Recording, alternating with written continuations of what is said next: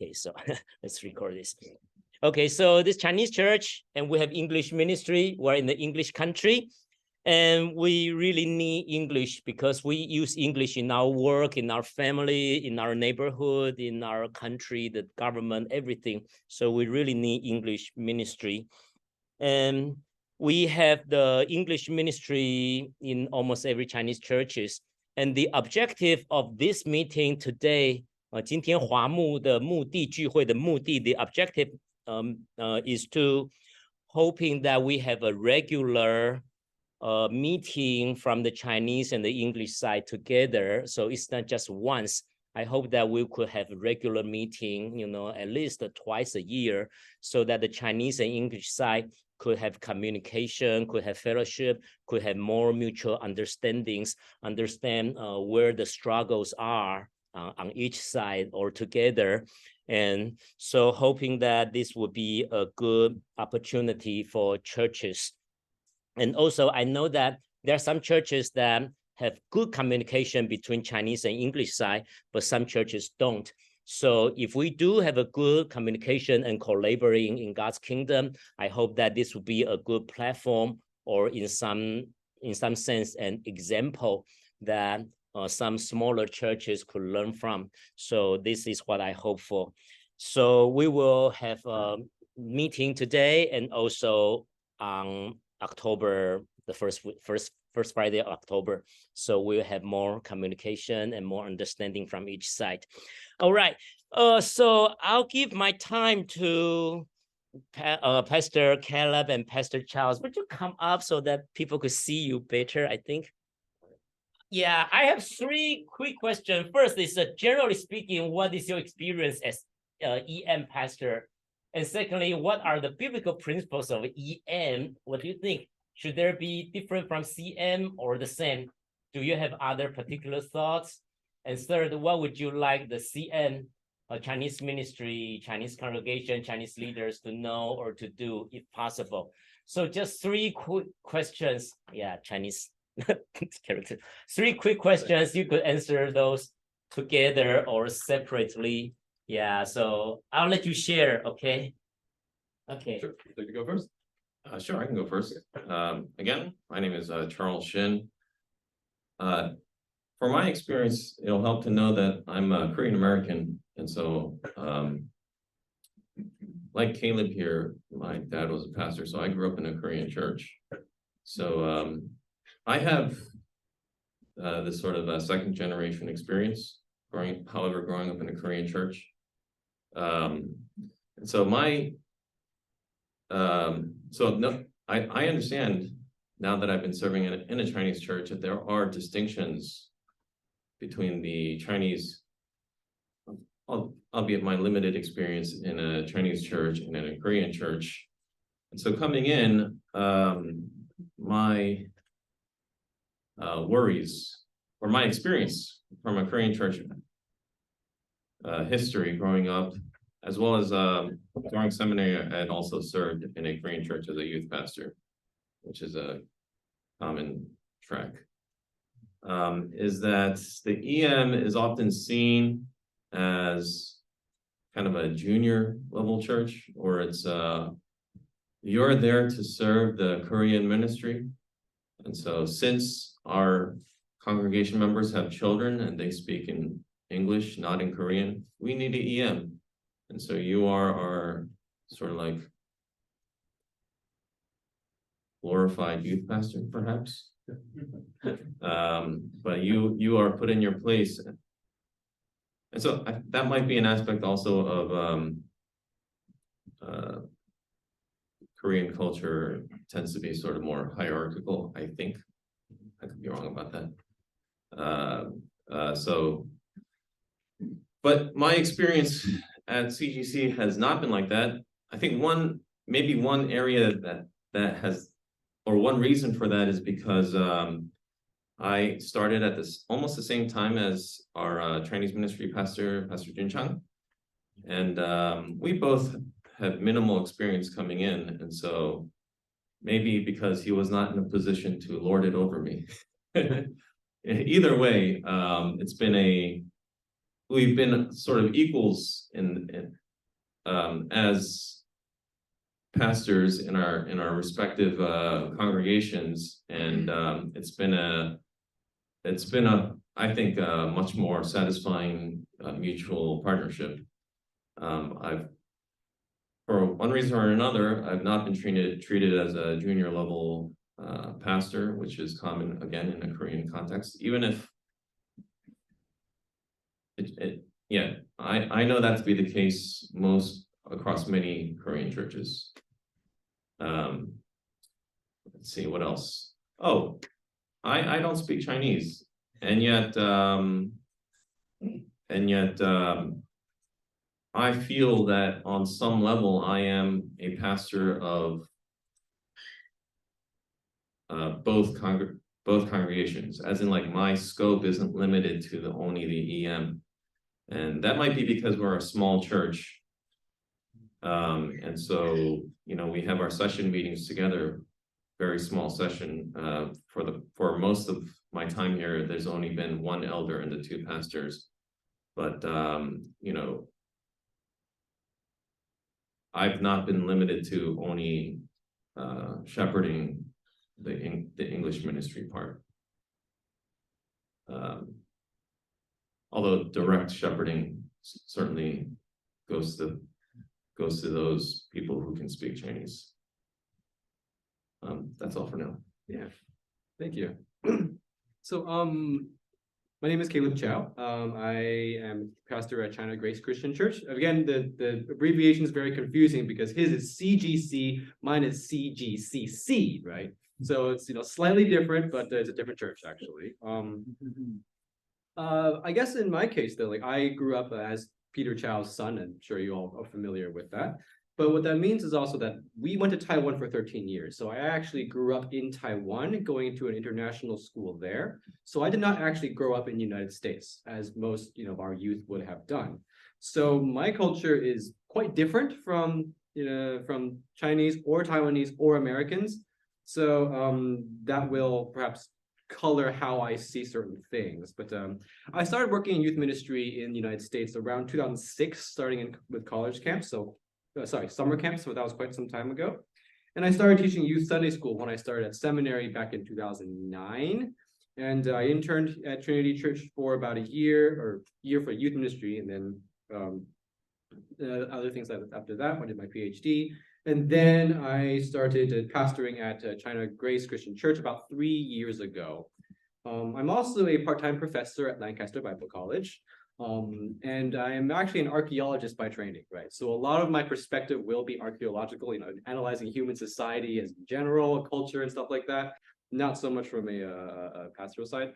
But to answer this question, right, my experience as an EM pastor, I have to say that it's been a little hard for me to gauge what the EM pastor experience was because COVID put us on lockdown and we were entirely online for almost 2 years, right? So what exactly is the experience of a pastor at all? I'm not actually sure. Right? At least I'm not very experienced with that. Last year, we're mostly trying to recover some of our lost members during that time of COVID, really. But my experience is, in some ways, what Charles said is very familiar, right? The idea that the English ministry is often seen as, a junior grade pastorship, and we're kind of like, babysitting the youth sometimes.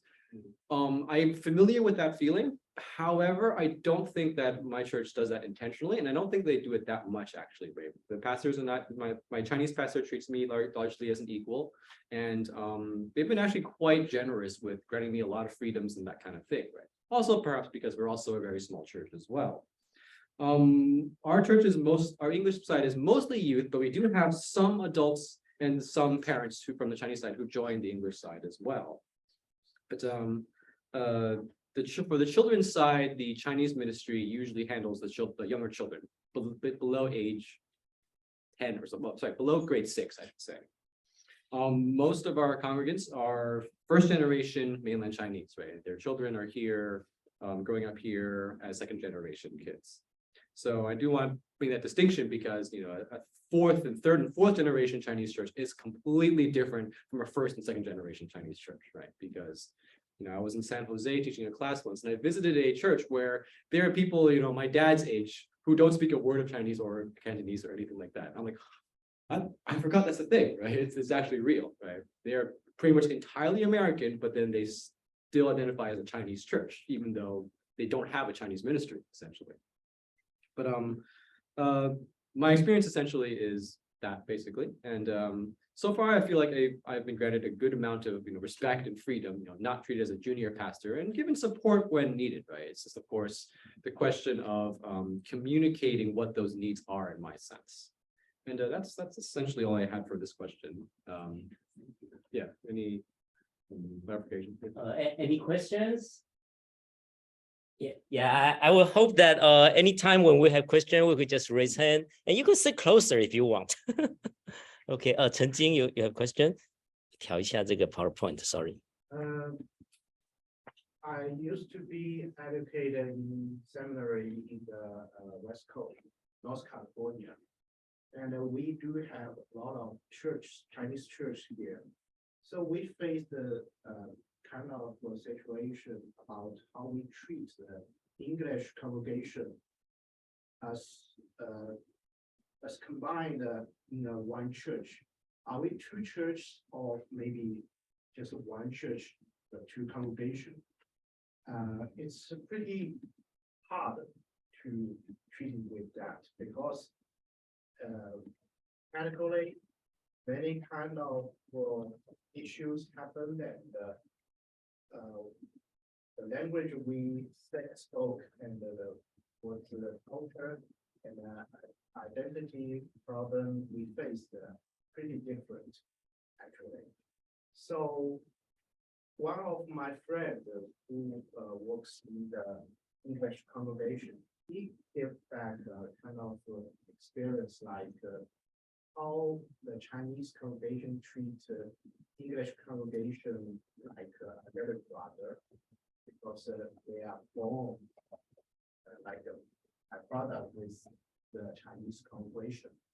So my question is, have you ever have this kind of feeling like this when you pastor in your English congregation?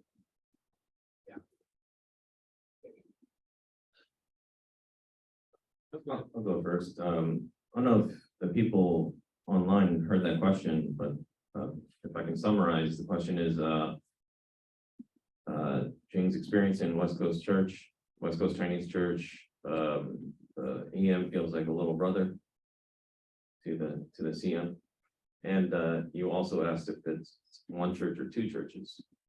Yeah, that's a great question. I think that's a question that just a lot of immigrant churches face. And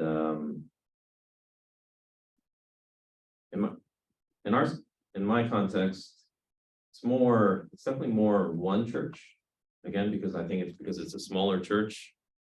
And many of I want to say up to half of our EM consists of children of there's some relation to members of the CM, right? So they're family members. And so the more that there are those sort of organic connections, it's going to feel like one church. But I would imagine that in a bigger church where there aren't those type of organic connections, and if the leadership doesn't have scope over, for example, if the EM pastor has nothing to do with a member of the CM, then it's going to feel more like two churches, absolutely. Another thing I would add is that I don't know too much about Chinese churches, but I know among Korean churches, a fair number of Korean EMs have split off into becoming independent churches effectively. So there are many Korean EMs which are a second church, and why not just split off, and that's what they do. And I would say in certain contexts that's not a terrible thing. It really depends on the circumstances and all that. Yeah, and I think I want to piggyback off of what Charles said and say that, a large part of it depends on how much connection, blood connection, so to speak, the youth have with their parents, right, in a particular church. Because in my church, one thing we have tried to emphasize a lot is parent and youth relations, essentially. And therefore, in our case, the Chinese side parents and the youth, have feels very much like one church, actually, I think, in my case, because we've really pushed for that. Because one thing that we have, said repeatedly is that, when youth are at church, they're only at church, a couple hours a week, right? But with their parents, a much, much greater amount of time than that. So really, most of the spiritual upbringing for the youth is actually from the parents' side, not the pastor's side. The pastor can't do that, right? It's not possible. So, in that sense, then, that's how we can perhaps build it to be more one congregation, one church, basically. But in other practical areas, right? I now that you brought that question up, I suddenly remember some things that CM tends to do with EM, and that is that in terms of facilities and funding, I noticed that CM's like, oh, we reserve this room and that room, this fancy, not fancier building, this prepare all this money to buy food, Chinese food for the CM side, but kids, you're gonna go to the basement where it's leaking, right? That kind of thing, right? We get that feeling a lot sometimes, and maybe it's not intentional, maybe it's just practical because we will be smaller in number, but that does tend to happen a lot, right? And I do hear complaints from the youth saying, like, how come we have to sit in this room? Like it's got mold everywhere, that kind of thing, right? So sometimes we do feel like we're not treated so much as the little brother we baby, we're treated as the little brother because the CM is the eldest son and the 长子 and has a double inheritance, right? Sometimes it feels that way instead, right? So this is again, different churches will have that differently, right? But sometimes I do feel that way. But yeah, that's what I would say to that question. Yeah, you're welcome. All right. More questions. Can I just follow up on so Do you need the microphone? I can just talk loud. Okay, yeah, you can talk loud. Will catch it? I'm used to talking about like personally not being treated as the younger brother, like personally being treated as equal. But how do you challenge the idea that people refer to the English service as the youth service? Mhm. So like if you like when we had a girl graduate college, she came back and she tried to go to the Chinese service because she was like, well, that's the adult service. I don't belong in the English ministry anymore, even though like I only speak Chinese. So it was like, well, you're welcome here. It's not just the youth service, we're not just the kids. How do you kind of like broaden that horizon?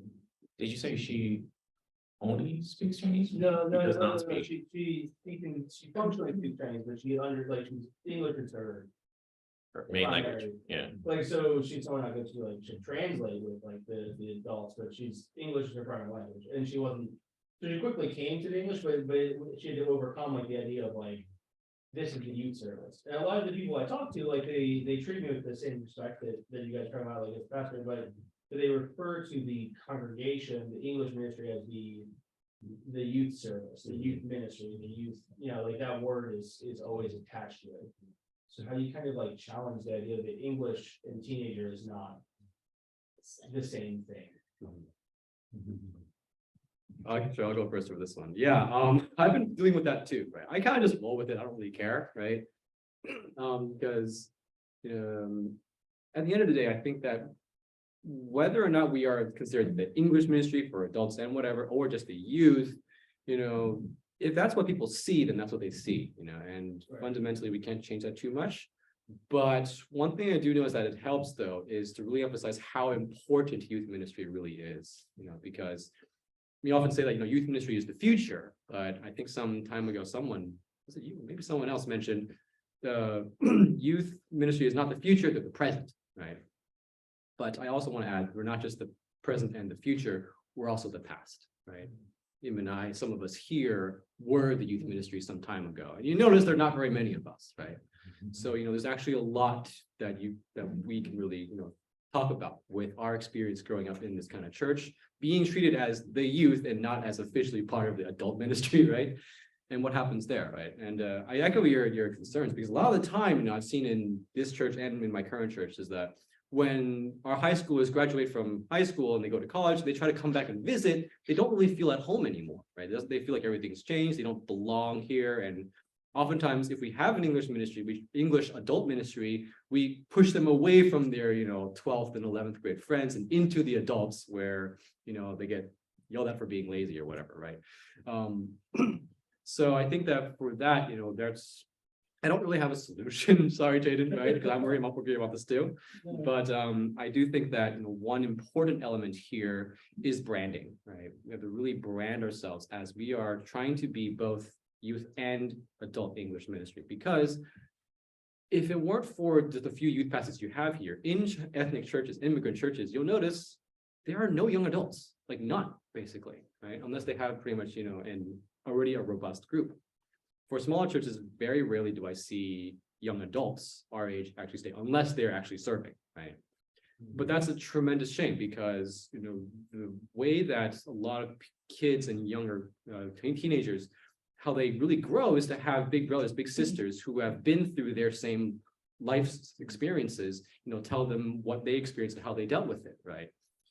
I try to have college panels every single time college students are around. I make sure who is around, I have them invite them to a panel to talk to their youth, to their younger brothers and sisters, to their old friends, right? Just to try to make them feel like they have a sense of ownership there, right? So that's what I try to do. But I think that a big part of it is that, is the whole young adult ministry thing. How do we work on that? And I have some thoughts about that for the next question, but I'll leave it to you for the next one. To answer, I'm not sure I have a good answer for you. That's, maybe you can just say no, EM. But I think that question is sort of related to the next two questions. Okay. Yeah, I agree. All right, next question. Okay, let's see.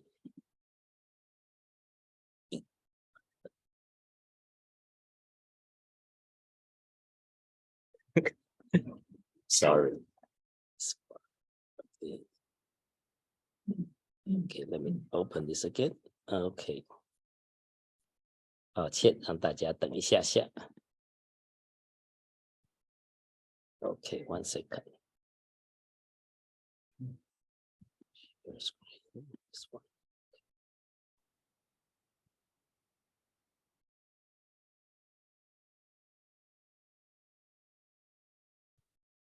Okay, the next question is, what are the biblical principles of EM, if any? What do you think? Should there be different from CM or the same? Do you have other particular thoughts? Okay. All right. Thank you. I can go first. Okay, good.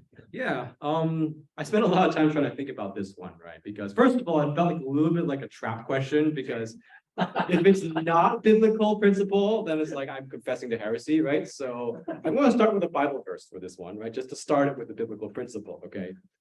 But this is my opinion from my limited experience, but I think I want to quote 1 Corinthians chapter 5, verses 12 to 13. And it says, "For what have I to do with judging outsiders? Is it not those inside the church whom you are to judge?" Verse 13, "God judges those outside, purge the evil person from among you," right? And when I bring this verse up, I'm not referring to, how we should approach, America or politics or anything like that, but specifically, who we are ministering to in particular. And what I think here is that for EM, at least in my experience, I have found that I am actually ministering to Gentiles and not to Jews, right? And that's a big difference because the way Jesus approached the Samaritan and the way he approached the Roman centurion was quite differently than how he approached those, in the Jewish community already, right?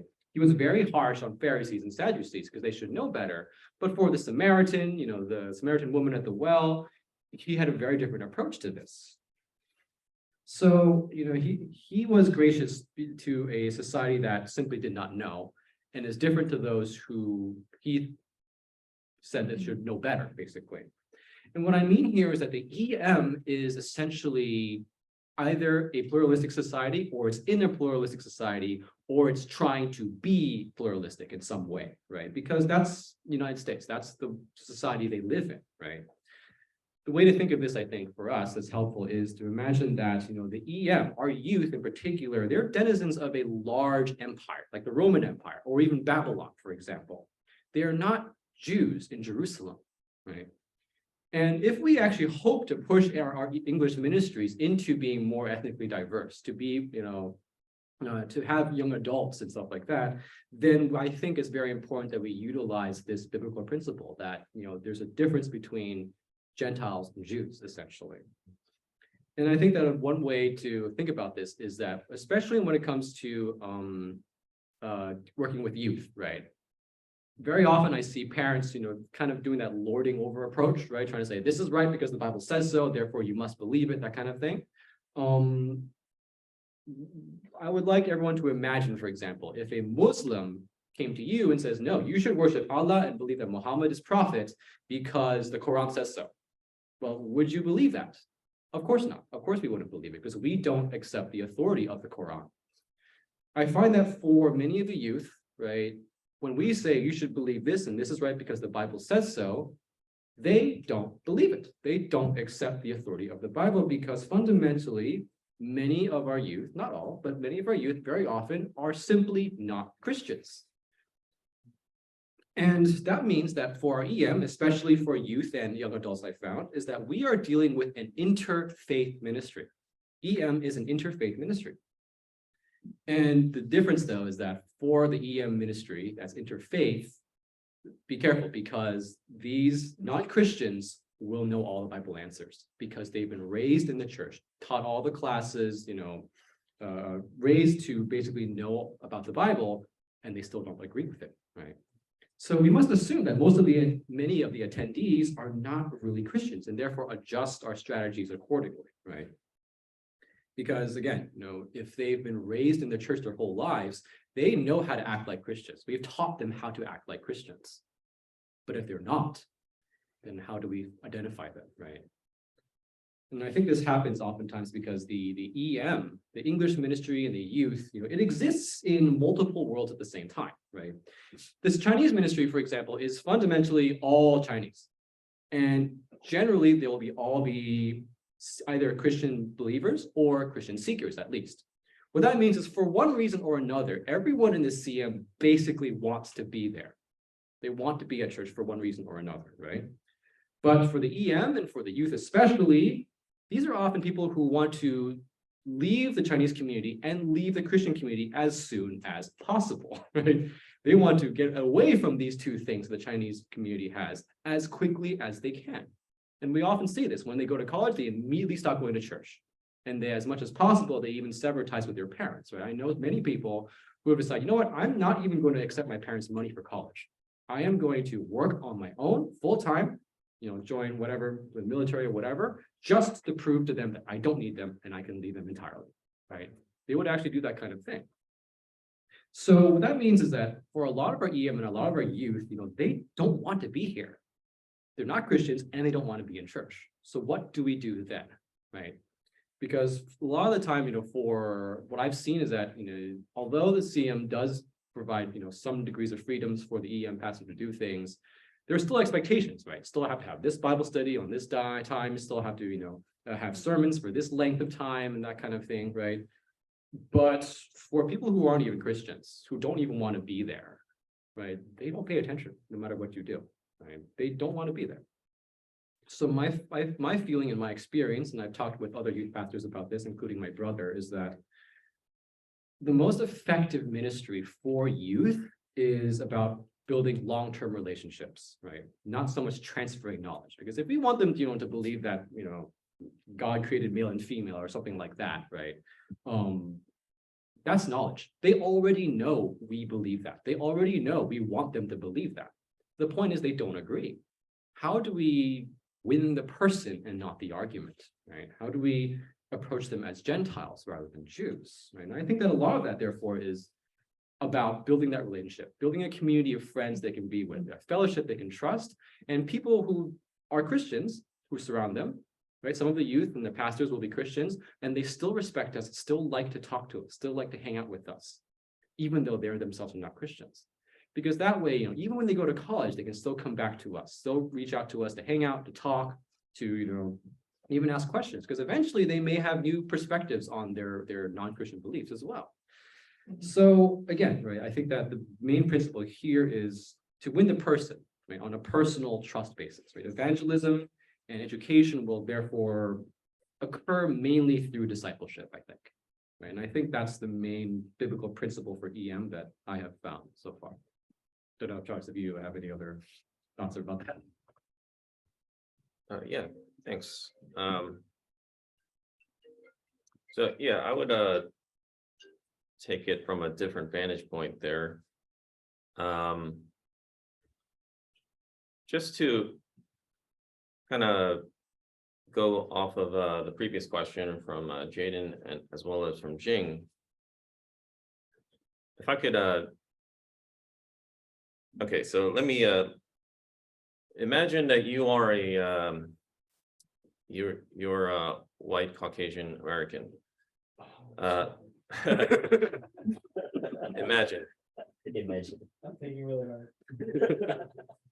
When you think about going off to college, you're not thinking about escaping your white church, I imagine, to go in order to go to, right, that aspect isn't there, that cultural trying to leave your church.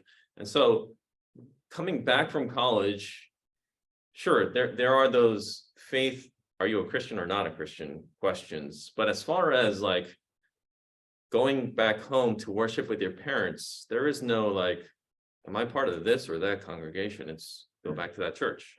Does that make sense? Whereas that wrinkle is definitely a part of immigrant churches because of that cultural divide. I think the reality is, this is just my perspective as a second gen Korean American. The reality is that our children, if you plan on living here in America, your children will speak less Chinese, or in my case, Korean, than you.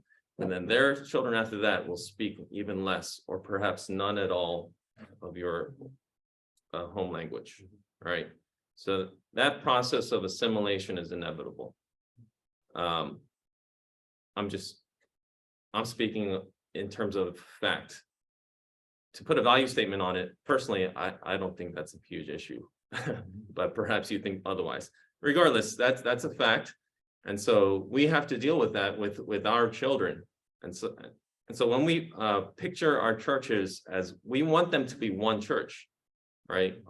Especially, I know from the CM side, you want your church to be one church.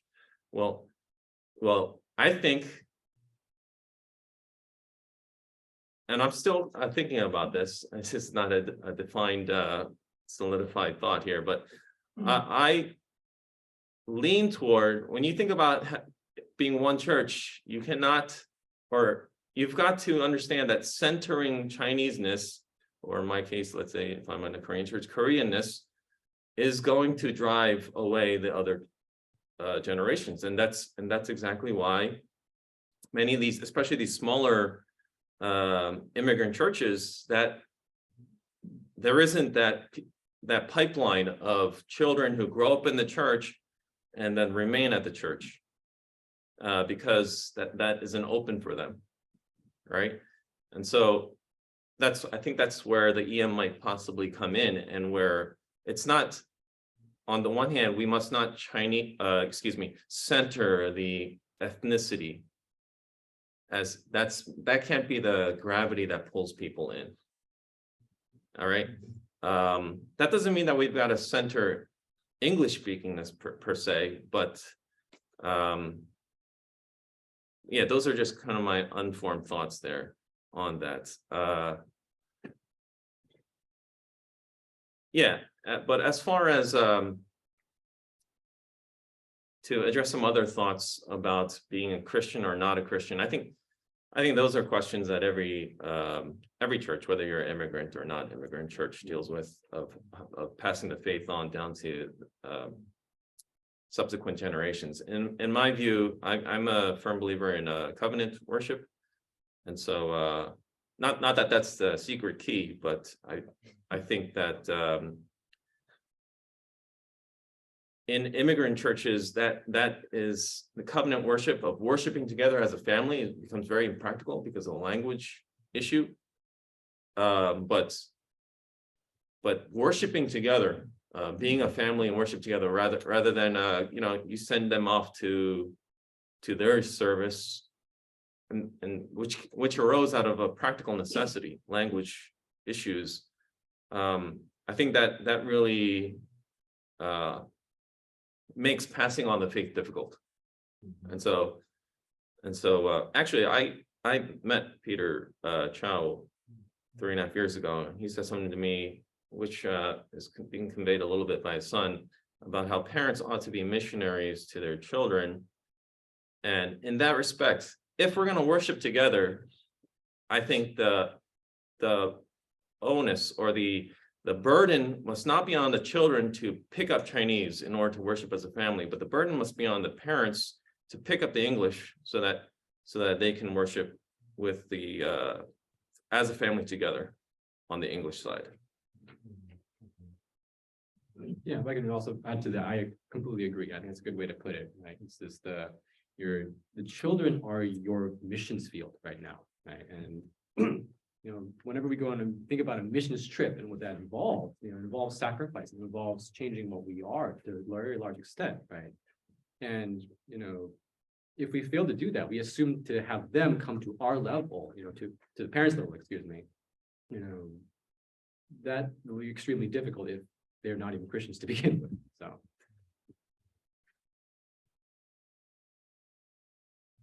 Any questions?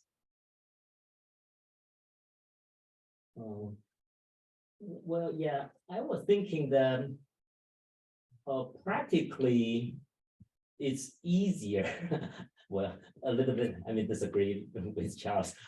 Practically it's easier for a little kid to learn their father or mother's language than the older people, the older dogs don't learn new tricks, than older people to learn new languages. So in order for a better communication, I incline to think that teach children to speak Korean or Chinese would be easier than to teach the parents to speak English and try to communicate with the kids. That's what I think. Sure. What do you think? I think definitely in the early going, that's going to be much easier. Mm-hmm. But even if you send them to Chinese school or Korean school, their heart language, when we talk about issues of sin and righteousness and justice and getting down to the nitty gritty, their heart language will be English. They are living here, right? And so in the early going, it's going to be easier the other way around. But later on, there is going to be that divide. My parents don't speak English that well, so our communication will always be sort of stunted. That's not to say we don't communicate, but it's what did you mean by that? I gotta get my dictionary out. Yeah. I fully agree with you for the covenant worship. Yeah, in my congregation, we usually have about 80, 90 people in the English congregation. And among us, we have about 3, 4, 5 adults. So we have 80 some underaged. And one of the mothers actually told me, saying that she did not have she actually graduated from middle school in China and then came to America. And then for, I think, 10 years, then she get a high school diploma equivalent eventually. And she studied very hard for English. And so because she loved her children, so she came to the English worship. And she told me that gradually she could understand my English. Gradually she could understand my sermon, especially some particular terms. And so when I had my PowerPoint, I would try to have the English, and sometimes if the space available, I would put some little Chinese down there so that for the parents, they could understand better what I'm talking about. Yeah. So she is one example that, as you say, as an adult, because she loves her children, so she wants to spend time studying English and knowing these Christian terms so that she could communicate better with her children. Right. Yeah, that is one successful example. Yeah. A question for you then, Douglas. So how do the youth and how do her kids receive her as a result? Oh, I think very well. Yeah, her kids are actually she had 4 kids, 3 teenagers, 1 just little baby, 2 years old, and 3 kids. 2 of them were baptized in December 2 months ago, and 1, I think he will be baptized in this coming Easter. Yeah, so they have pretty good relationship. Yeah. Wonderful. Yeah, and I was thinking about Richard, the thing you were mentioning earlier, how it's easier for children to learn the language. Like I said, there are 2 points I would want to talk about. Just listening to that story of yours of that one particular mom, is that first of all, how well the results of the learning of English really are, I think matters less than the effort put into it, right? Because I think the kids will see that, if the parents are really trying to understand English, not just English, but also American culture and the struggles they're dealing with, they really, really appreciate that, right? For example, in my church, there's this one family where the dad, is from mainland China, but he actually spends a lot of time playing video games. Right. And most people will be like, what are you doing? What are you wasting time playing video games? But he's the one person every one of the youth considers another youth, right? He's an honorary youth member because of that, right? So he put the effort in. Well, he also happened to have an interest in it too, but he put the effort in to really understand the American culture, and just share in their lives in a lot of ways, right? And I think that speaks to a lot of that too. Thank you. Yeah. And also I want to follow up from this and previous question that Jaden raised up, that when we English pastors, we mentioned that especially the youth or the people, they grow up older, and then let's kind of say that they just want to get out of here. Yeah, they don't feel they belong to here.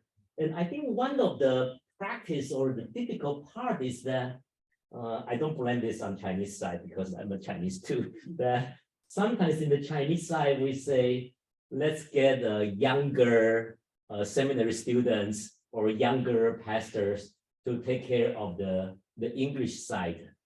And then when the younger seminarians or pastors came and they are energetic and coordinate all the programs and do a lot of things. And then when they grow older, they lost their energy. When they get married, their children, they spend time, energy with their children. And because they were young, their first job is kind of temporary. Then eventually they say, we want to find a more permanent job as a pastor. So they move to the adult side. So I think typically for an English pastor or a youth pastor will probably stay for 2 to 4 years. And as a child grow up in church, he or she will see, okay, Pastor A, okay, from, these 3 years. And then later on, Pastor B, and then later on, Pastor C, Pastor D. And then when he or she goes to college, and when they return, they don't see their pastor. Their pastor is not in this church anymore. And I don't remember Chow said that you have to build the long-term relationship, right? And Caleb say that. And if they don't have that long-term relationship, they come back here, it's just a building. And they don't have their pastor in this church anymore. And that's why it's difficult for them to stay. And I think that's from our Chinese side that our thinking, we don't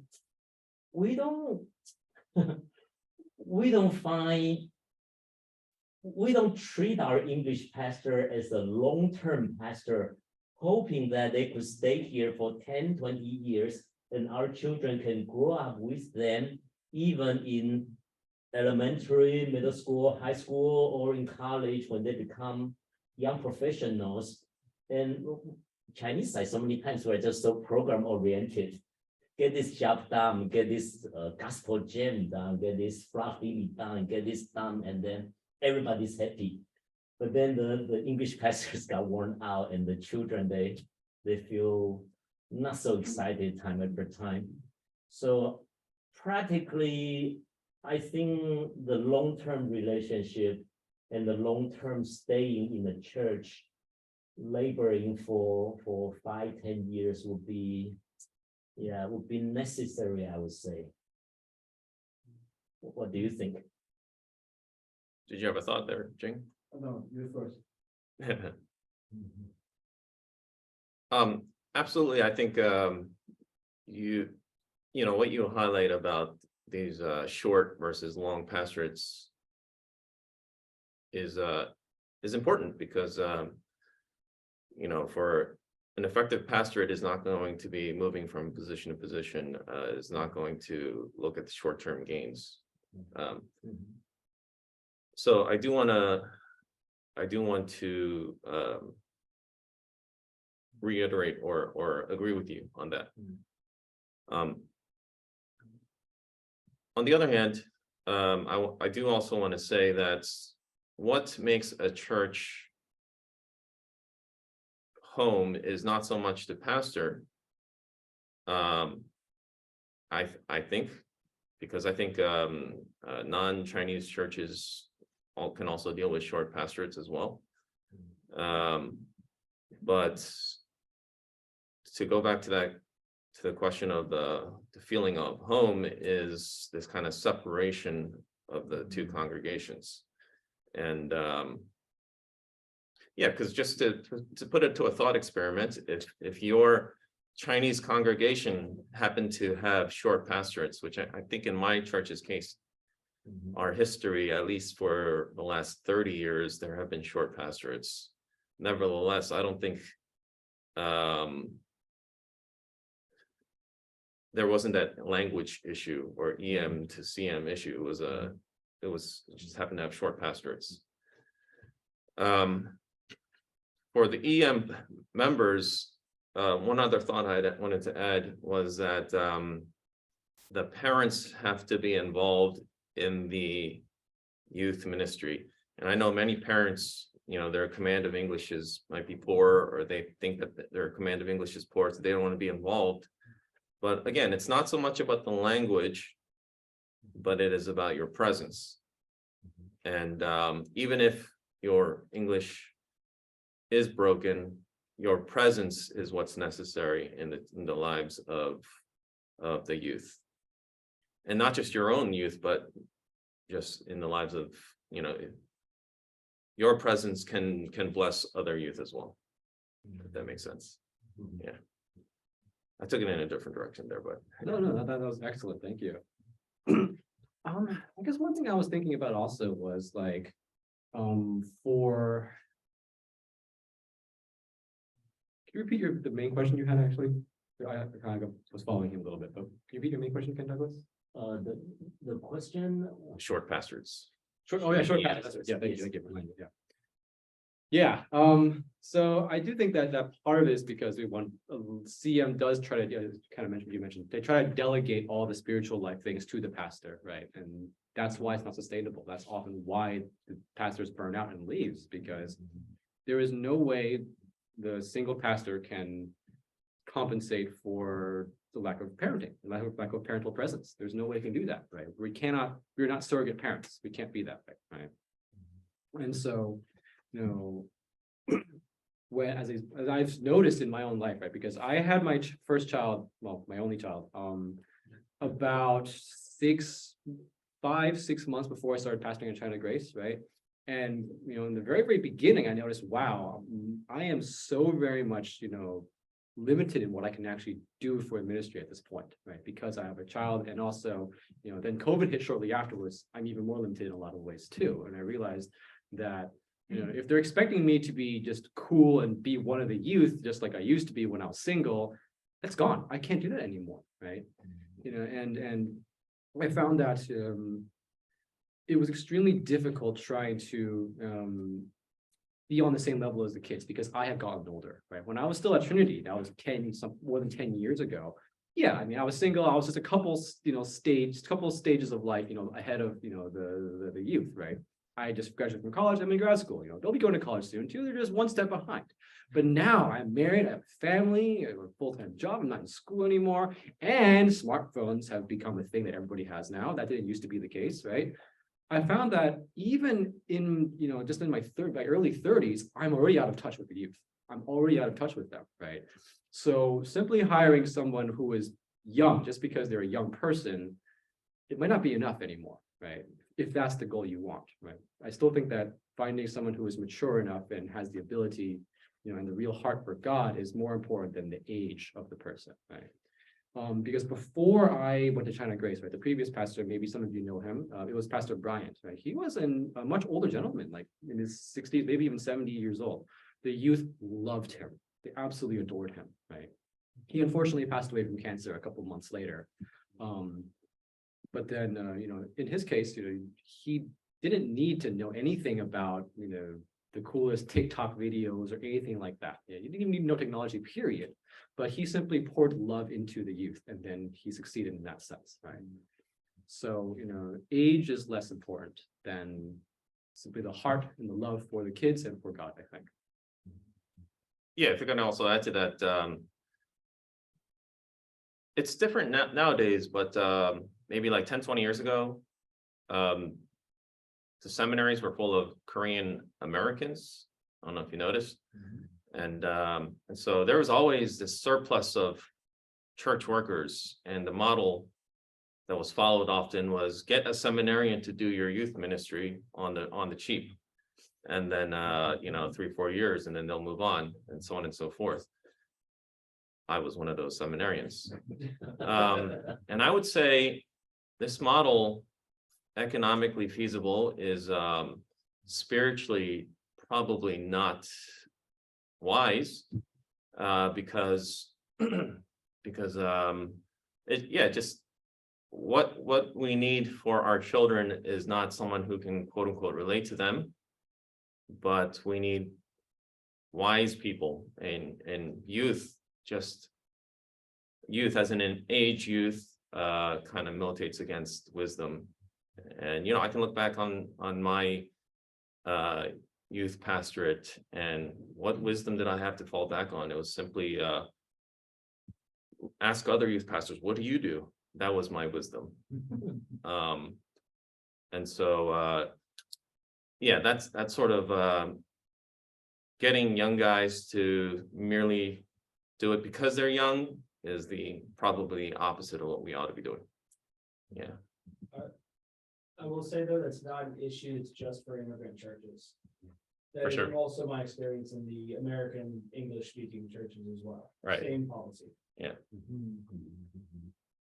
Thank you. Yeah, and speaking of, asking other youth pastors, not to name any names, but this goes for people that are my age and much, much older who are also youth pastors, is how do we, reinvigorate, how do we relate to the kids? How do we get the connect on our side? Rebel. Lead a rebellion. A hidden rebellion that's undercover like that. I'm just like, oh, that sounds kind of unquestionable, right? But they often say like, that's very questionable sometimes, right? And I'm not saying that, we should do that, but maybe rebel is not the right word, right? Maybe it's more like, push the boundaries, I should say, right? It's like things that that might make the CM or the older side uncomfortable. Push it a little bit, right? Because the youth will enjoy that to some extent. So my point there is that, if all we have is advice of other people, sometimes we may not get good advice sometimes, right? It may not be good advice. So, I'm not sure do you have any other alternatives to that? Because sometimes I don't get good advice. Sometimes I get inappropriate advice. Sometimes I get flat out bad advice. Sometimes good advice. What do you think, right? Well, I was just saying that in my youth, really, I had no ministry philosophy. My ministry philosophy was ask the previous guy, what did he do? And not that having your own ministry philosophy means you're wise, but at least you've thought about it rather than you're just kind of repeating his formula, and he got it from the previous, and you're repeating a formula from the, 80s or 90s. Yeah, thank you. not all advice is good, is what I was getting at. So what is our support system? Where do we go to really, know what to do, right? Especially as things change faster and faster, where can we turn to, right? Because some people will try very extreme things that are not good, right? Yeah, what I pick up from everyone is that I think that it should be one church instead of two churches, right? Yeah, so when the Chinese pastor, English pastor work together, and when the Chinese parents try their best to work with the kids, showing their presence, their love, their caring, then it will be much easier for the English side to grow, to stay. And am I right by picking this up? I think depending on your congregation members, like their makeup as far as like, are they first generation, second generation? Those are the one church versus two church model is important, but at the same time, I don't want to say that this sort of, because if we can imagine a generation or two down the road, and you guys are now third and fourth generation, that question or these sort of questions might change. I think emphasizing one church above all other questions is not the main priority. The main priority is the kingdom of God, and I think the one church versus two model, kingdom of God is, with regard to our children and the next generation, is what's important. Right. But that question might change once a few years. Yeah, I see. Yeah, and I think that if having a one church structure is not structure, but like one church feeling is super important. I think that fundamentally comes down to whether the family is healthy. Individual families within the church are healthy. Because if the families are healthy, then it'll be much easier to have one church, right? But if there's a lot of strife and disagreement between the parents and the kids, and miscommunication between the two, it'll be extremely difficult, basically, right? So I think that a huge element for the EM youth pastors is the ability to really do family counseling a lot of the time, I think. Thank you. I think probably when your English congregation basically is just different from the Chinese side, right? Yeah, so you have your own English adults, English co-workers, and everyone. Yeah. Okay, so yeah, because your church is what, 82 years old? It's already third, fourth generations already. Well, yeah. So what makes our church different is that we have probably 30, 40 English-speaking adults over the age of 35. Okay. Because it's a very different context. So like, so I have peers that are my age, also having kids. I have people 10 years older than me who speak for teenagers, and they also are first or second generation. Their parents were immigrants, right? So it's like our church is a little bit different in that we're like, in most of the churches, you're waiting for the kids to grow up or us to grow up to fill in that 40-something plus role. And so our church is, just a little bit different because we have a fair amount of people that are already in that life stage.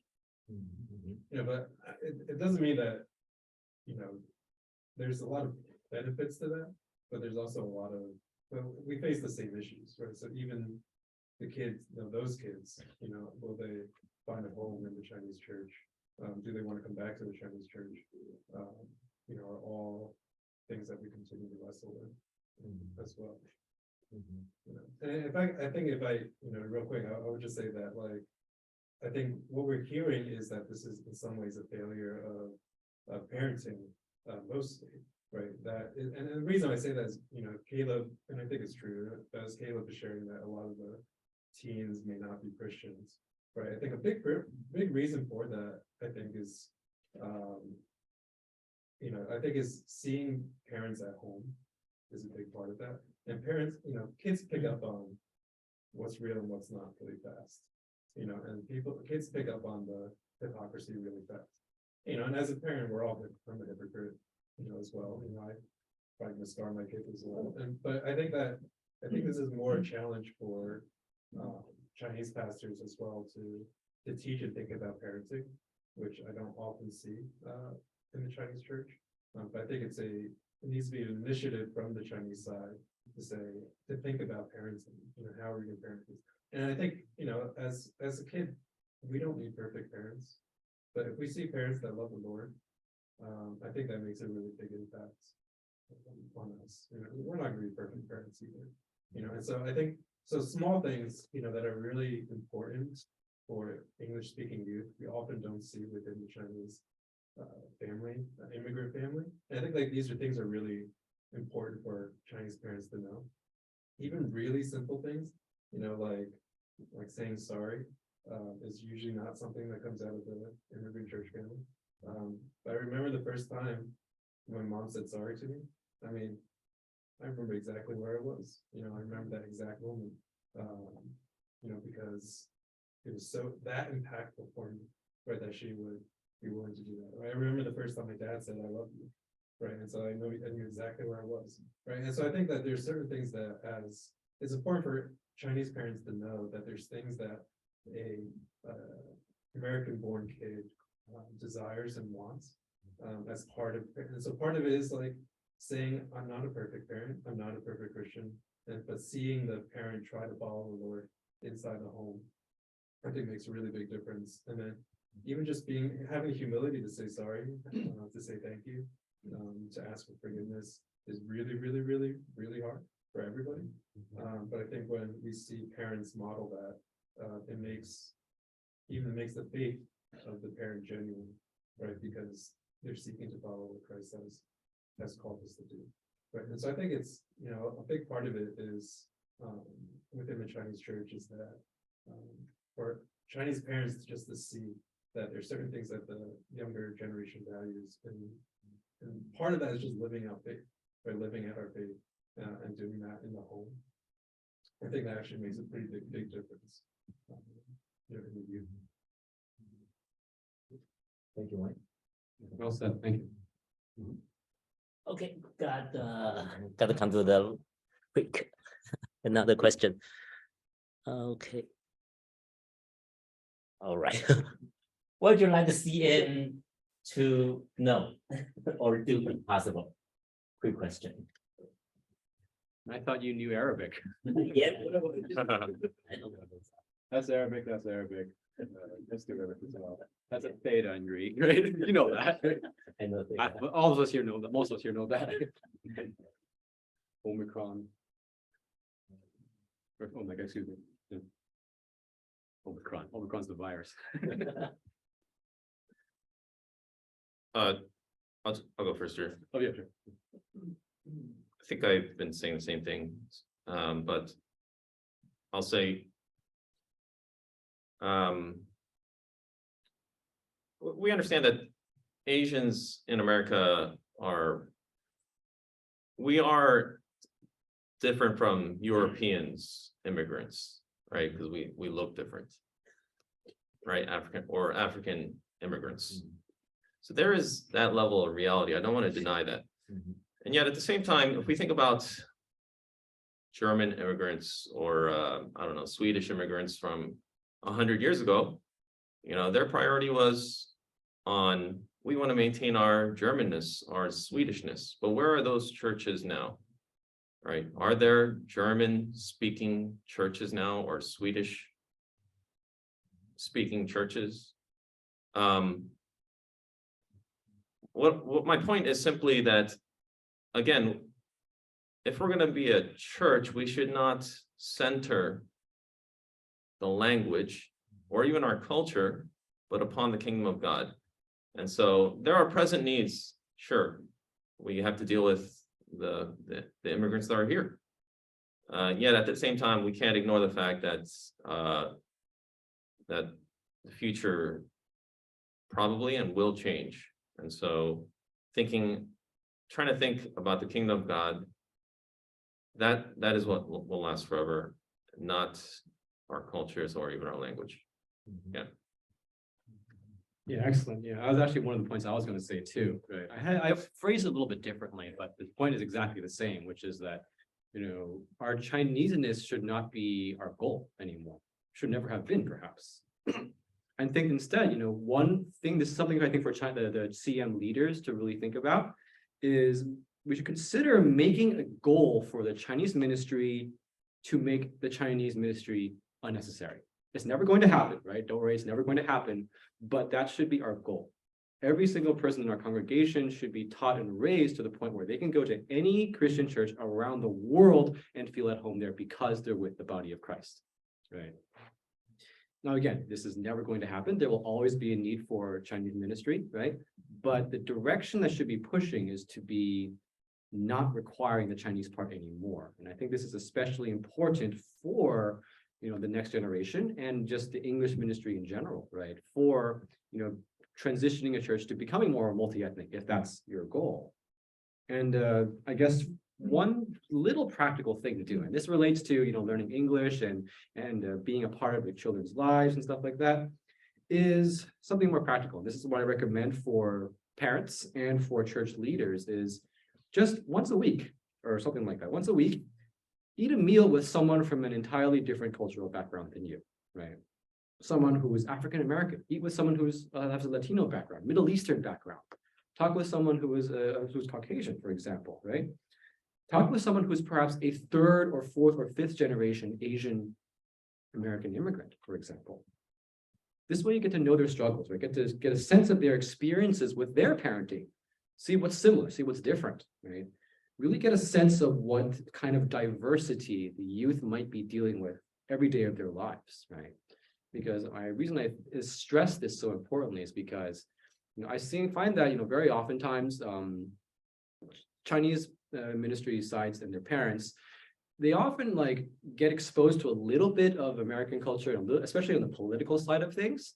And then, they act with such authority as, is typical for Chinese, culture, when there's actually still a lot of things that they still need to know about American culture before they can weigh in on these kinds of topics, right? So too quickly, they jump to these conclusions about what is going on in America without ever having actually experienced it, right? Maybe we'll talk more about this later in a bit with the more questions and stuff, but especially when it comes to big topics like homosexuality and transgenderism and that kind of thing, right? It's important, I think, essential for parents to therefore eat dinner with someone who is homosexual, eat dinner with someone who is transgender on a regular basis, because your kids are doing that right here, right now, right? Their friends are transgender and homosexual, openly so. They're non-binary already, right? So instead of treating these things as issues, we have to treat them like people, because they are people, right? And so I think that will go a long way to, help, shall we say, not really so much bridge, but help get a sense and experience the lives of the youth to better understand them, basically. So that's my practical recommendation. Yeah, good. Caleb, for you specifically, do you think that growing up, now I don't know the history of this church per se necessarily, but having, at least you're probably being here, a church that's called Trinity Christian Church, does that have an impact? Versus being where you currently minister at China-based Christian Church. For me personally, I think it really does, because it's a very useful tool I can have for inviting other people, right? Now, it's been having limited success, and I've talked to, different churches about this as well, even my own congregation about this too. But I personally do think that if we want to, as we mentioned, not make Chineseness or whatever ethnic group we're in, or Koreanness or whatever as a fundamental goal of our church, then I think it's very helpful to transition away from that. Now, of course, fundamentally, if it's still a Chinese church, it's still going to be a Chinese church, right? But at least rebranding it, changing the name on the surface, will give the EM a few more tools to work with, right? Because, for example, just a few weeks ago, we had an African American who just moved over from I think Atlanta, come visit our church, right? She was African American woman, and then she came here and knowing it was a Chinese church, she still came here, but then she was looking to see if the English congregation would have, more English, more diverse group, right? She didn't stay ultimately, right? But then, I guess the question though is, would the Chinese name didn't actually hinder her from coming to visit at least, but I feel like I could have leveraged a little bit more by saying we're pushing forward towards being less, single ethnic group, right? We're trying to push forward towards that. So if you want to come and join us as part of a service to us, we would like that kind of thing, something like that, right? I again, these are as you these are unrefined thoughts of mine as well, but I do think that it's a useful tool at least, right? The tool of course doesn't change everything, it doesn't change much at all, but it's something we can at least use, right? Whereas if you want to be multi-ethnic and we have the name Chinese church and Korean church, that's not really a tool we can use, right? See what I mean? Yeah, that's a great question. I wrestled with that myself, our church being named Chinese Gospel Church. I don't think you necessarily have to have a goal of being multi-ethnic, but I think the name is sort of exclusive, or people will take it that way. Now you all, except for a few of us, are Chinese, so you don't feel that. But if I invited you to Korean Christian church, I asked this of an EM, a member of mine, how does that strike you? And he said, "Ooh, I don't like it." And this is an EM guy who grew up in an immigrant Chinese church, right? And so the reality is the name is important. And so we're giving off a message through the name. And yeah, so those are again my unformed thoughts. I think the initiative here has to be on the side of the CM. They're the ones who are invested in the name. And so if there's going to be a name change, it can't be from the other side, or it's going to feel like a rebellion. And then another thought I had was, I can't find it. Okay. I think if I can offer this up just kind of as a thought experiment, let's see which one to go in. But I think that, because my thoughts on this is that, I like to tell people that our church is one of the most mono-ethnic churches in the city, right? Chinese. But yeah, I would argue that we're one of the most multicultural churches in the city as well. And the reason for that is because, being in a Chinese church, we're just being Chinese, or if you're not, you learn right pretty quickly that there's a lot of differences between a mainland Chinese person, a Hong Kong Chinese person, a Taiwanese Chinese person, whether you're first 1.5 gen, second gen, third gen, right? So like you find all that within the context of the Chinese church. And I think a lot of the issues that we run into is because we're multicultural, right? We're mono-ethnic, we're multicultural. But yeah, I think there's been pushback against the multi-ethnic churches as well, simply because a lot of multi-ethnic churches are monocultural, right? So they typically have American culture. And then now with the push of, racial diversity and being a racialized kind of environment, there's actually, I think, pushback towards monocultural churches not actually honoring the multi-ethnicness of and multiculturalness of their members, right? And so I think there's actually been some pushback against whether or not the multicultural church, how that works. And so I think that, so for me, I think I'm pretty comfortable actually saying that we're an Asian American church. And there are issues with that. A lot of our congregation members, when they make friends, they're not Chinese American. And so it's hard for them to come to our church. And so there are issues with this. But also when I look out into Chinatown, when I look out into, how people hang out, I see a lot of Asian people hanging out with other Asian people. I see a lot of Chinese Americans and non-Christian Chinese Americans in the greater Philadelphia area everywhere. And I think that the reason why people come to our church is because being Asian American and you meet another Asian American, you just know that there's so many things you don't have to explain. And there's a level of comfortability there that is just home and comforting.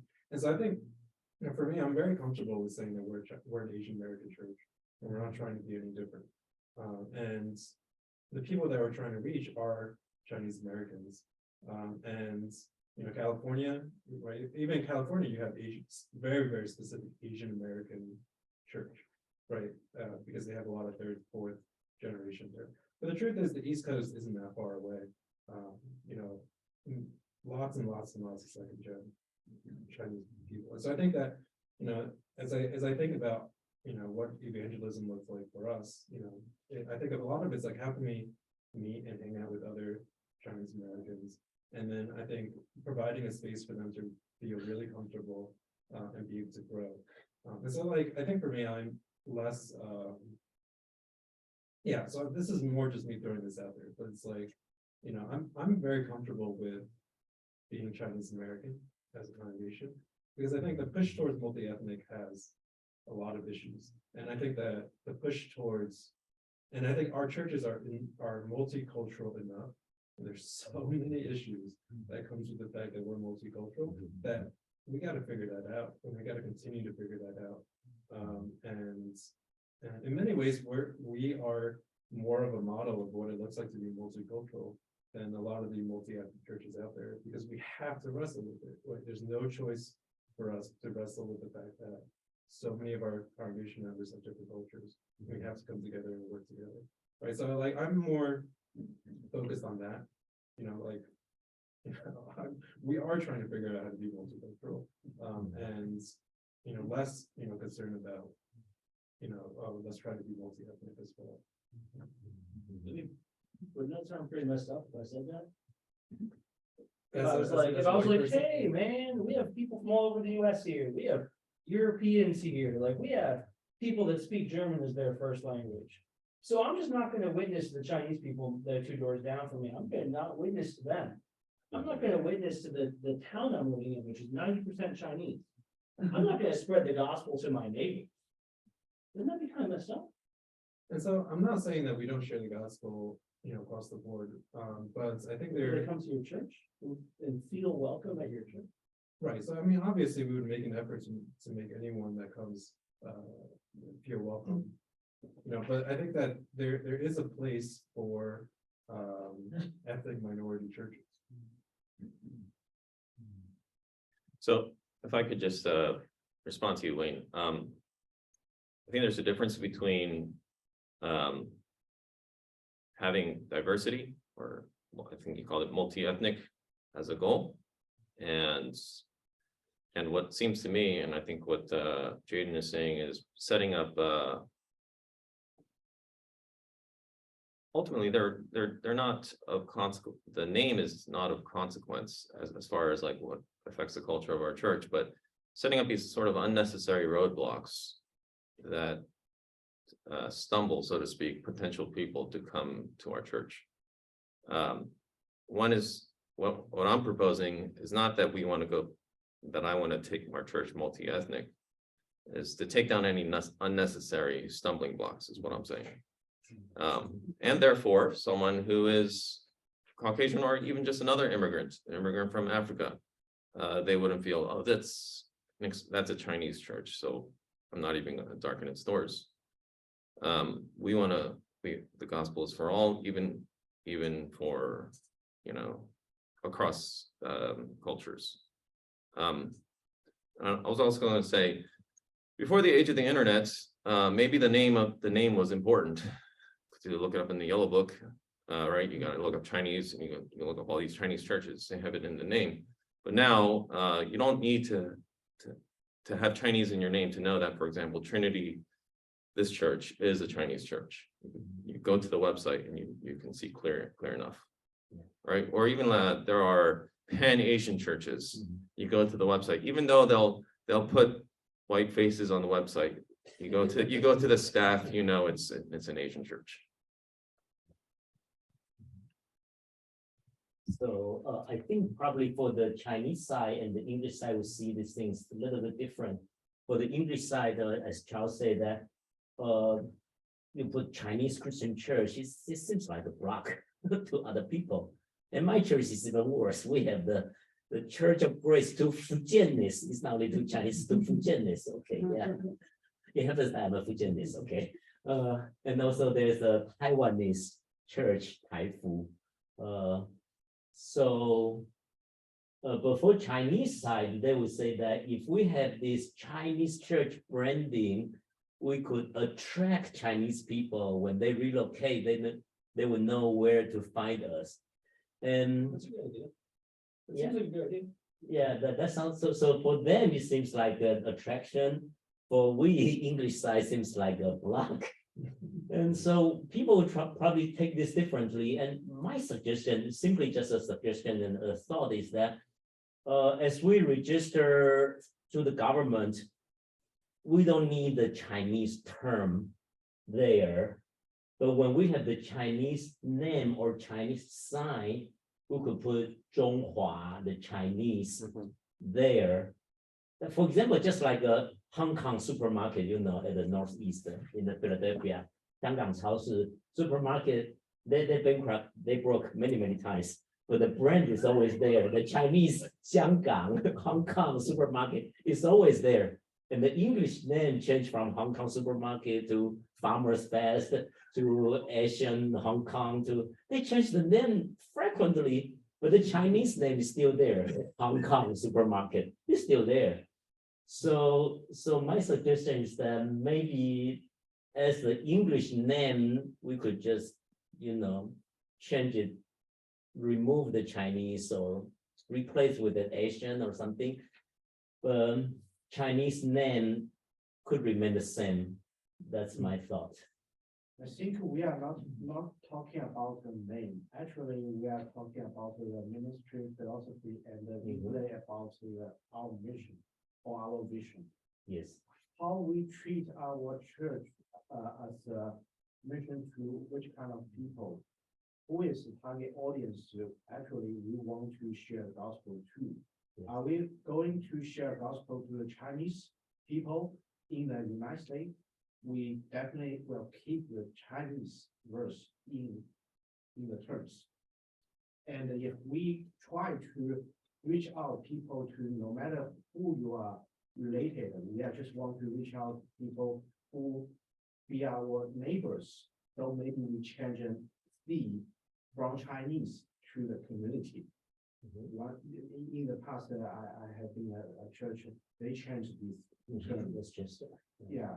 So I think it's very interesting. We can talking about is our mission is to whom. If we treat our church like a mission church, we can be more wide open to know, acknowledge what we are going to do in our ministry. Exactly what we're gonna to treat our English congregation as a mission minister, or just treat like the local church as well. That's a different philosophy, I think. Yeah. I think Jin, you're talking about what Caleb's saying, that we need a kingdom perspective, and practically that as a Chinese or Korean or Caucasian, and some people would naturally be attracted to us and will understand their culture better. So those are the people we are easily related and can easier share gospel with. And so I think for the Chinese adult side, even they have the kingdom perspective, they will probably just keep using the Chinese name. But the English name, they could change from Chinese Christian Church to Community Christian Church. Yeah. I have a question. Yeah. This is about trying to reach young adults. Okay, because earlier there are remarks saying that it's very difficult to win young adults and our youth when they get to college, they want to go far away from the Chinese culture as far as possible and so forth. Now, should the goal be prepare them to, after they leave home, our young adults, our youth who have become young adults to just join other churches, okay? Or should we try to win Chinese American young adults, whether it's our own previous youth or other people from elsewhere, try to win them and bring them into our English congregation. You see what I mean? Is there a special reason why we should try to reach Chinese American young adults? Okay, since they can fit into other churches very well. Yeah, thanks, Dan, for your question. I have to say one thing though, is that when I say that some people, try to leave Chinese church as much as they can, that's not everybody, right? Some people I've talked to actually prefer, even after graduating from high school, they prefer looking for a Chinese church because they're with other Asians like themselves, right? Kind of as someone was saying, there's so much less they have to explain because they know that there'll be mutual understanding for that reason, right?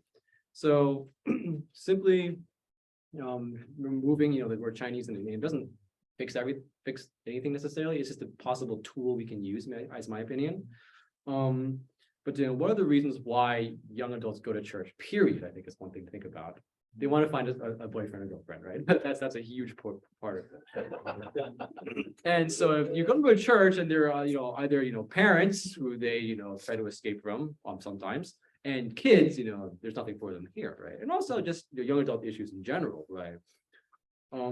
I do think that it's very important to have it as much as we can, right? Because this is what the youth will be looking at, saying, this is what I'm going to look like 5-10 years from now, right? These are the ones who are at least similar enough to me that can talk to me, but they're also old enough to know what happens later on, right?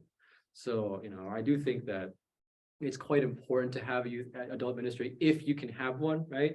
It's just, it's a shame that it seems like the only young adults that ever come are on the payroll, basically. They're hired seminary students. And let me just say this, seminary students are a very particular kind of young adult, okay? Most young adults are not like us. So I don't have a solution for it, but one thing I've been trying recently is saying, hey, if you want to serve God's kingdom as a ministry, instead of going to a place where you receive care, consider a place where you can try church planting as a new exciting ministry you can try as your own, like that. So far I haven't succeeded at that, but it's one thought I've been trying, basically saying, hey, try coming to our church. There's nothing for you here, but there's an opportunity for you to try to church plant. Give that a try. What do you mean by that? It's like, well, there's no program for young adults. There's no other young adults for you to hang out with. So per church plant means like ministry leader. Is that what you mean? Kind of ministry leader, but it's simply not even ministry leader, but just be there as part of the ministry, saying, even though there's nothing from here, I'm going to stay here anyway so that I can attract other young people as well. That's what I mean. Yeah, I see. Yeah. This is an idea. I don't know if it works or not. Maybe someone else has tried it, but I'm still working on that. Did you have a thought yourself though? Okay. Yeah. I do think that it's good to have young adults because they can minister to the youth, okay, if they are spiritually mature. But also there are a lot of practical difficulties. Okay, for example, at Trinity Church, we have a Chinese service at 9:30, and then after 11 we have the Chinese Sunday school. While on the English side, it's reversed. You have the Sunday school first, and then the worship service later, right? But if you are a Chinese parent, okay, you will bring your kids to church at 9:30, and somehow our children's program have to go from 9:30 all the way to 12 o'clock, lunchtime, and that's very difficult. Okay, for example, most Caucasian churches the same. Sunday school will be 1 hour. So for us, it's 9:30 to 12, right? And also, they try to make the two sessions somewhat different. Our children's co-workers. But if I were a young adult and bringing my small kids to the English service at 11, I don't come at 9:30. my kids will go into the 11 to 12 segment of the children's program. Okay. And what the kids will receive will be first a snack, then games, and finally a little maybe a little video about missionary or missionary story. Okay. It's not regular Sunday school. And maybe because of that, I decided to go somewhere else. So it's very difficult, I think, to have a good model of bilanguage church. How do you plan all the programs so that all the needs are met? I would really hope to see a good model of I would not say bicultural, maybe multicultural, but bilanguage church. Actually, I think this is where like what Jacob was talking about earlier is so important, because I'm a firm believer that you have to, you can't wait until the people come before you make changes to your congregation, but you have to assume that there are those people there before those people are even there, right? So like when I preach, I always assume that there's a non-Christian in the room. Why? Is it because there is one? There might not be, there might be, but part of that is, well, is my congregation people going to feel comfortable bringing a non-Christian to our service? Well, they only do so if we assume that, we're already working as if, that is a reality and that is happening. As I think, when Jay was talking about, youth or EM, I actually think that's pretty important, right? Because you call it a youth group, that's going to give a certain perception about what that context is supposed to be like, right? But if you call it a EM, right there, it gives another expectation of what that is supposed to be like. And I don't really have a good solution to this way. I think partly what Caleb was saying is really helpful, right? Because it's basically challenging people to be like, there's nothing for you here, but I want to challenge you instead. And if it's like, if one person doesn't stay, the next person's not going to stay, the next person's not going to stay. And so it's really just being like, I know this might be bearable for you for a couple of years, but I want to challenge you to stay because this is an EM, and we want to, and I think the vision part of it is whatever is up to the individual church, whether it's, maintaining Chinese Americanness, whether it's being, pushing towards, what the community looks like and what the, and who people reach. And I think a large part of it is just simply who God provides for you, and ministering to that, right?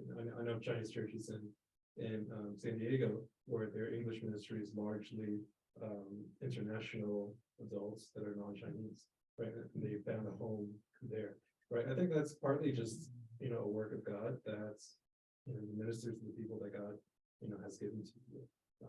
But there's no good solution. I think it's really God's, it's really, God providing and part of us challenging, people to stay, even though, it probably is much more convenient just to walk down, or drive 20 minutes to any church that you like. So you guys been? Because Well, you our church- apparently have been successful. No, I mean, Over time. I can't explain that.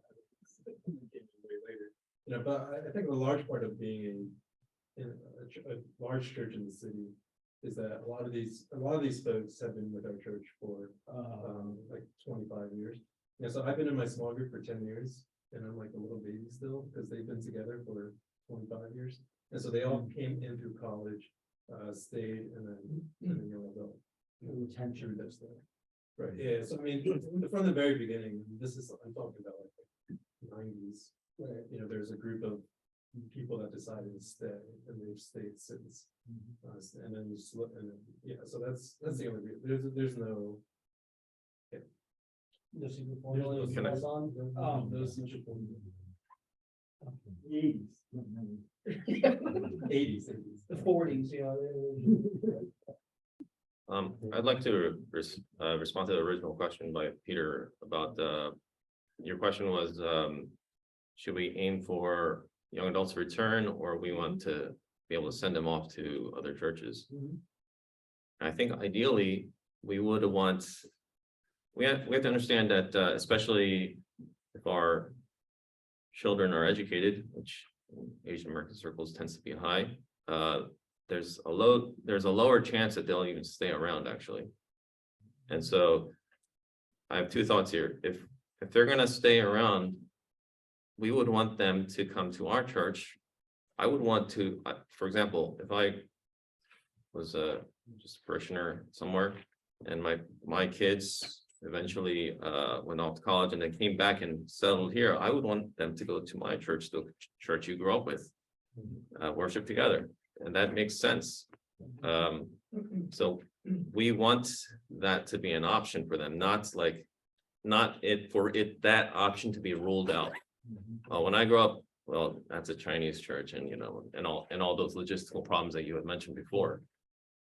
So we have to think about that. But on the other hand, we also, again, I also want to say that if they relocate elsewhere, they should be comfortable going to any church, not looking for the cultural aspect.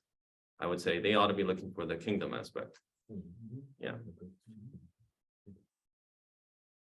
But I have a comment to say to the Chinese congregation, because mostly Chinese church in the US are immigrant church. Basically, depend on the history about the Chinese immigrant movement in the US. So we suggest that we can treat the Chinese church, basically the local church, as the immigrant church and mission church. So our main target audience should be focused on because the history made us. Then we can focus on the immigrant who are coming from the China or other worldwide, just the Chinese people. So the people still are moving on, and as our children grow up, they are still working on this kind of flow, like they go to other universities outstate, and then when they graduate, maybe from the East Coast and move to the West Coast, and West Coast move to the East Coast, and people always going on the way, like taking a bus. So if we can see like this kind of situation, maybe as a local church, we can treat ourselves like a bus stop. When people come, we treat them well and equip them well, and then see what's the next step. They are moving forward. Maybe they will relocate again. So we just expect that they have well shepherded by us and a welcome environment by God people. yeah, if I could respond to that, I think it depends on your context and who you're ministering to. If you're ministering to international students, that model does make sense. Yeah. But then there are those immigrants who are not just moving on, passing through, but who are settling here. Yes. Right. And so that would be a different model than a bus stop. Correct. It's kind of like if we know that there are Americans who go to China, but they send their kids to international school there. They don't assimilate to Chinese. The reason is that they're going to come back. Right. And so in that context, that makes sense. But if they actually plan on living in China and becoming American Chinese, I guess, then it makes sense for them to assimilate, learn Chinese, look Chinese as best as they can, and so on. Do the Hudson Taylor. Yes. Why did you mention that? Because I do, actually from high school, I do know some Caucasians from America who speak fluent Mandarin and the local Taiwanese as well. So it's like, you don't have ever expected, but they speak the local dialect completely fluently. It's like, wow. I just want to kind of jump in on the discussion of kind of what's going on. Is one thing that I really have liked about the Chinese church. Like I commend the Chinese pastors who are mostly online, and also the Chinese church members who have encountered the Chinese church. In my experience, obviously being only in it for so long, is that the people are committed to the Word of God. They're committed to being a church that proclaims the gospel of Jesus. I grew up not saying in Jesus' name at the end of my prayers, and my church called me out for it because they're like, you need to say Jesus' name. And I was like, you know what? You're right. I need to say Jesus' name. Like, let's do that. And so I appreciate that it's a church that's committed to proclaiming Christ, committed to the Bible. And I think that one thing that the youth having, like, I haven't had any of the kids that I've been with for a long time, not really went off to college, but I encountered like a bunch of college kids who left right when I came in. And it seems to the ones who really had a great experience with the church and who really grew in faith in Jesus want to find another Chinese church because that's what they associate with the gospel. Like, oh, I need to find a Chinese church because like the gospel is proclaimed there. And that's not a bad thing. But the problem is, what if they move somewhere where there's no Chinese church? You know, and I think that what I would hope that the youth that grow up and go to college and they move to some far off state that doesn't have the Chinese church, that what they remember of the church is that commitment, that they're committed to Jesus and that they're committed to the Bible. And then when they're looking for a church, they're not like all American churches are equal, but they're saying, I want an American church who, like my Chinese church, who's committed to the Bible. And I think that sometimes, and I don't think it's necessarily intentional, but I think sometimes the youth don't hear that. They hear the Chinese message and they don't hear like that we're Chinese and that's what defines us, not that we're committed to Christ. And I think that like there's all the Chinese trappings, it's Chinese, it's clearly a Chinese church. But I think fundamentally when I talk to people in church, like these people are Christians because they're committed to God and they're committed to Jesus. And I would hope that the youth remember that, and that's what they're looking for in church. And so even if they move somewhere, because maybe they've moved somewhere and there's a Chinese church that's like actually not a healthy church, it's like not actually proclaiming Jesus. It's kind of, because that's theoretically possible. But then there's an American church that is proclaiming the gospel. Hopefully they'd say, well, my church back home is more like the gospel proclaiming church, not like the Chinese church. And so I just think that that's something that is maybe a messaging thing that the youth just like, you just get lost. Like the church isn't intentionally trying to tell them that Chinese is more important than the gospel, but somehow they like mishear it sometimes. And they're just like, and that's on the youth more than anything, but it's like, it seems like we have to help them see like the reason your parents love this church is because Jesus is here. Yeah, I think there that we see, the extreme importance of avoiding hypocrisy, right? Because I think the whole Chineseness occurs because the whole, looking for the Chinese identity as opposed to the Christian identity. It's because, what do they spend most of their time on? Grades, extracurriculars, particulars, college apps, right? They spend, 99% of their attention, their discussions, even their conversations with friends are almost always about those things, right? And what happens there, that I think that's in a large part of parenting thing as well. So then, even if their parents, seem to have a lot of, we have a dedication to Christ and to the Word of God, that's partially because they're adult converts. They experience God in some meaningful way that the kids have not in some ways. And also then when you have language barriers, the parents can't communicate that experience very well to their kids, and they don't really live it out in some ways by forcing their kids to, go to every extracurricular known to mankind, right? Then there's that confusion, I think that's where some confusion comes from, I guess. All right, thank you so much. Thank you, everybody. I didn't mean to have the last word. Please. And yeah, because Chow has to buy lunch for us, so I assume that everyone's staying, right? Yeah. 大家都会留下来吃。要问大家要休息还是要这些把它吃Do you want to eat sushi or what? Hibachi? Actually, I have to leave at 12:30 though. Oh, okay. All right. 12:30. I thought that's quick. Okay. That's fine though. I think sushi is fine. Yeah. Let's pick up. Yeah. Grab a box. Okay. Sure. Yeah. Okay. So everyone stay and eat sushi, right? Yes. Wonderful.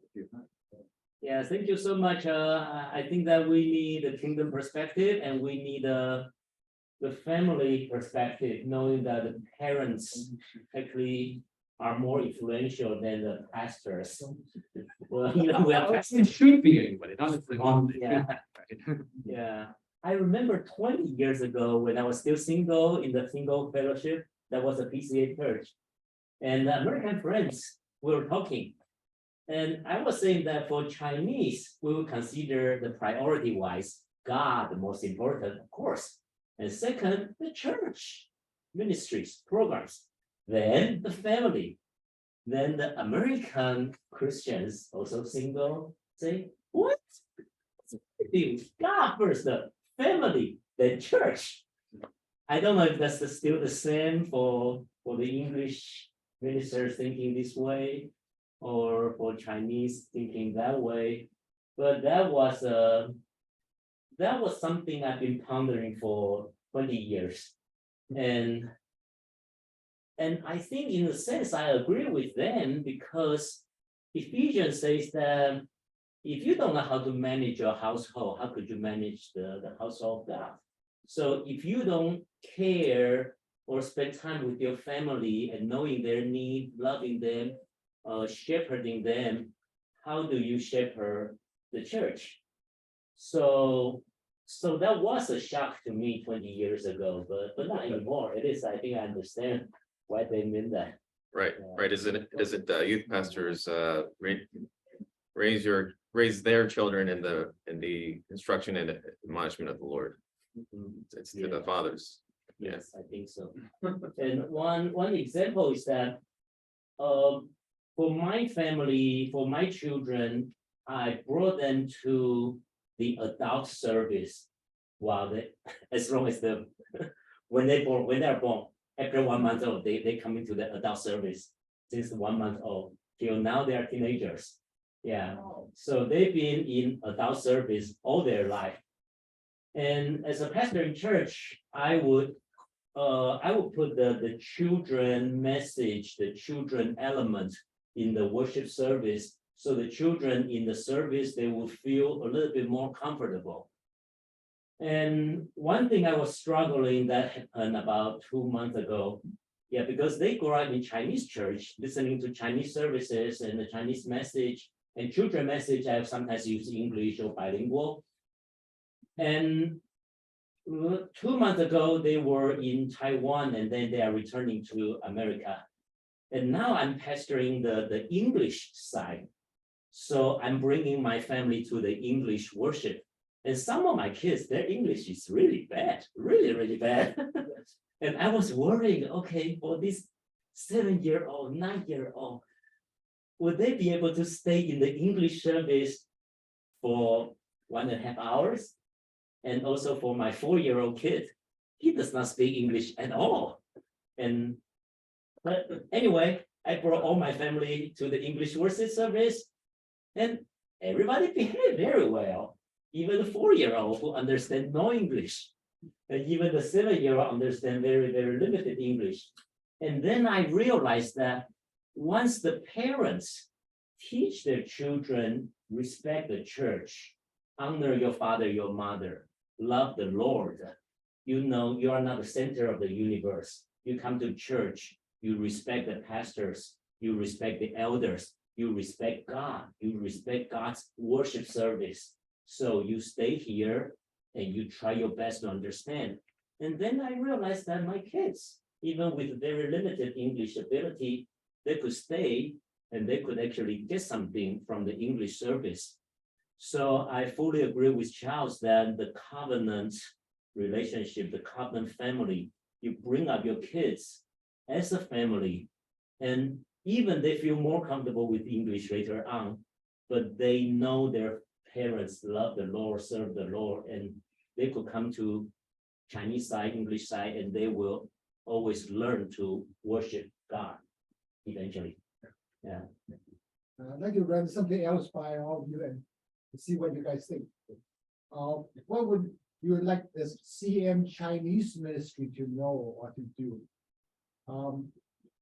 I think that I would like them to know that their children are natives of a pluralist society, while they themselves might not be. When I was reading Tim Keller's Center Church, one place he said that his parents' generation, it's Tim Keller's parents' generation, in America, whether you are Christian or non-Christian, your values are about the same. Okay. Tim Keller says his parents were Christians, while his wife's parents were non-Christians, but they share a lot of the same values. So in those years, if you were American, I guess a lot of the values were influenced by Christianity. So Christians, they share a lot of things together. Now, so I would say that 50 years ago, America was more monocultural. And for Chinese, the Chinese culture is also somewhat monocultural, even though there are lots of different social statuses among Chinese, and of course different dialects. But there's also the one Chinese culture. So the first generation, they would probably, in their minds, they are natives of a single culture. Okay? Just like Tim Keller's parents. One is American, one is Chinese.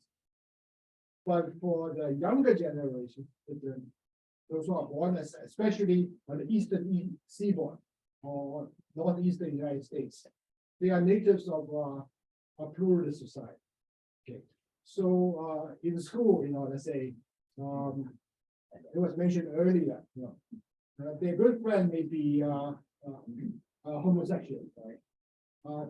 So it's not enough just to tell them, according to the Bible, homosexual behavior is sin. We also need to teach them the tactics or the protocol of how to make friends with your homosexual classmate, while at the same time holding on to the biblical teaching. Okay. So I think that in Chinese churches, there's no problem with holding on to the biblical teaching, the ethical position that homosexual behavior is wrong. We teach that. Okay. But what the CM is lacking is, how do you associate with your friends who may be very different from but they are also fellow citizens, they also have their inalienable rights and so forth. Okay, how do you associate with them and make friends with them, even to the point that you can share your testimony to them and perhaps even someday bring them to Christ. Okay, so that I think is something I would like to see part of the people to learn. This is what I'm thinking. So I just want to hear the panel. What do you think about that? Yeah, absolutely. If I can go first, because exactly right. And that's why I suggest every parent, every CM leader, once a week, eat dinner or lunch or whatever for breakfast with someone, get a coffee with someone who is of a completely different religious or cultural background than you. Do that every single week, right? Because just even for me, coming from Taiwan, United States, was a tremendous culture shock. And I have English as my native language. I grew up with mostly Americans in Taiwan in an international school. And even I spent 10 years trying to figure out what's going on here. And even now I'm still trying to figure that out too, right? Right, we all are. So, if you've only been hanging out with Chinese people, you're only associating with Chinese people, even in the United States, you are 100 years behind, right? You've got to catch up at least a little bit, at least show the effort to catch up, right?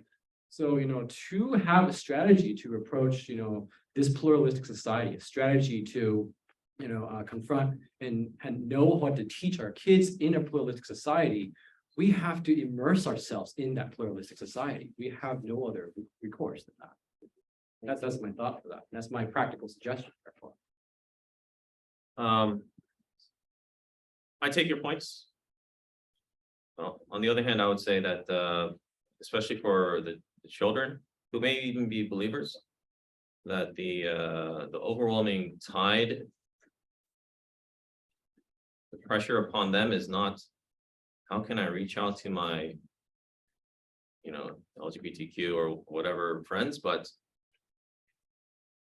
for them, even if they call themselves believers, they're already kind of bought in. So the question for us, I think, is not I think the question is well intentioned, but we have to understand for many of our children, especially if you send them to public school, not that private school is a silver bullet. It's not, but they've already bought it. They already believe that. So this is a question of discipleship first, I think. Yeah. And then as we wrestle with questions of discipleship, that other stuff absolutely it should be part of the question of not simply turtling up and protecting ourselves from our pluralistic environment.